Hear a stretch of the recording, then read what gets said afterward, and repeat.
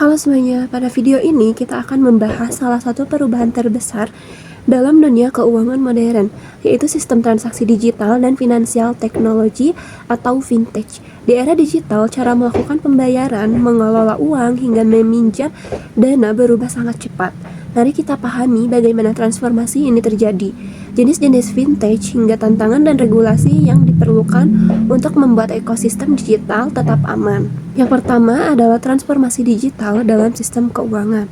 Perkembangan teknologi membuat perilaku konsumen berubah drastis.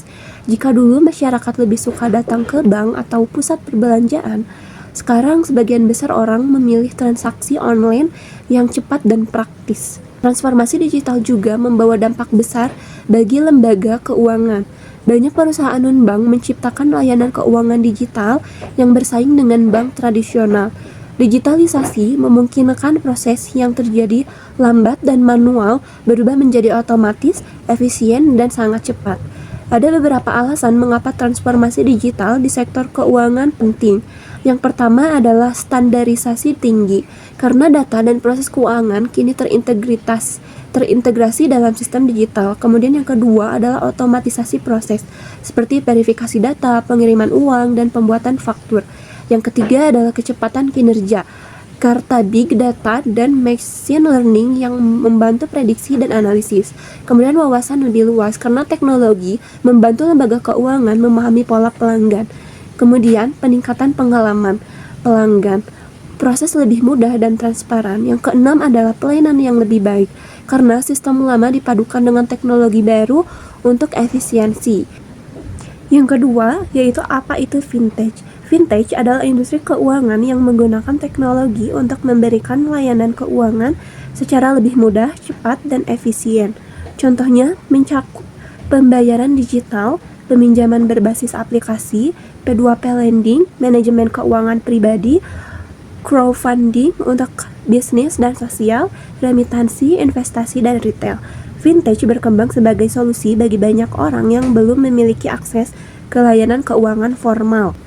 Yang ketiga yaitu jenis-jenis dari fintech. Fintech terbagi menjadi beberapa kategori utama. Yang pertama adalah payment channel dan sistem pembayaran, yang meliputi kartu debit, kartu kredit, e-money, kris, hingga sistem berbasis blockchain seperti Bitcoin. Contohnya di Indonesia adalah GoPay, OVO, Dana, dan ShopeePay. Yang kedua adalah digital banking, layanan perbankan berbasis elektronik seperti mobile banking, internet banking, ATM, dan edisi, SMS banking, video banking, branchless banking. Digital banking memudahkan akses masyarakat yang sebelumnya belum terjangkau bank. Selanjutnya yang ketiga adalah online insurance, aplikasi yang mempermudah pembelian polis dan klaim asuransi. Contohnya asuransiku, pasar polis, dan raja premi. Yang keempat adalah peer-to-peer atau P2P lending, yaitu platform yang mempertemukan pemberi pinjaman dengan meminjam. Contohnya ada Amarta, Coinworks, Modalku, Akseleran. Ada dua jenis pinjaman. Yang pertama ada pinjaman konsumtif, kemudian ada pinjaman produktif. Yang kelima adalah crowdfunding, platform penggalangan dana untuk tujuan sosial maupun bisnis. Contohnya kita bisa. Crowdfunding memungkinkan seseorang mengumpulkan dana dan publik tanpa harus melalui bank. Yang keempat adalah 3 kekuatan pendorong fintech. Pertumbuhan fintech didorong oleh 3 faktor besar.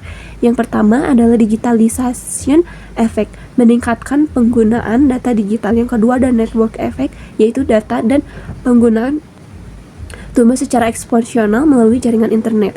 Yang keempat adalah penetration effect, internet cepat dan perangkat mobile membuat akses layanan keuangan semakin mudah.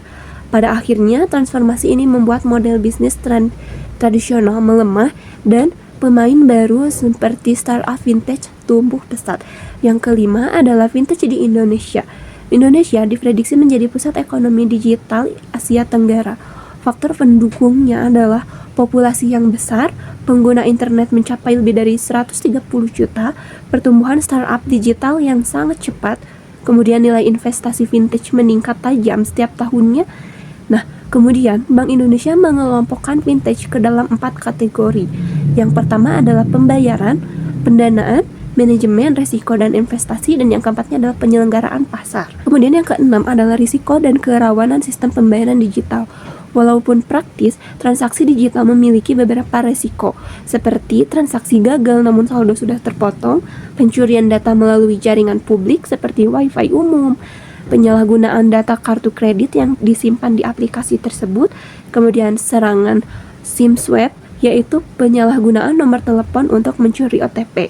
Kesadaran keamanan digital sangat penting dalam mencegah kejahatan cyber. Kemudian, keunggulan dan risiko vintage. Keunggulan vintage adalah akses pinjaman lebih mudah, kemudian biaya transaksi rendah, banyak layanan tersedia tanpa perlu memiliki rekening bank, mendukung UMKM melalui modal usaha, kemudian menggunakan data dan algoritma untuk analisis lebih cepat. Risiko vintage, bank harus bersaing dengan teknologi baru, kemudian potensi kejahatan cyber yang meningkat, kurangnya regulasi yang lengkap, produk dengan return tinggi memiliki risiko kerugian besar. Kedelapan adalah pentingnya regulasi vintage. Karena vintage merupakan layanan keuangan, regulasi dibutuhkan untuk menjaga keamanan konsumen, kemudian mencegah penipuan, mengatur arus data dan privasi, mencegah pencucian uang, menjaga stabilitas sistem keuangan.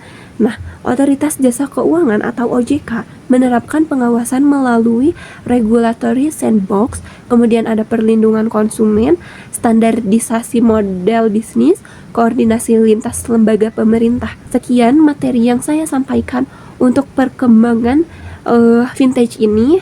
Wassalamualaikum warahmatullahi wabarakatuh.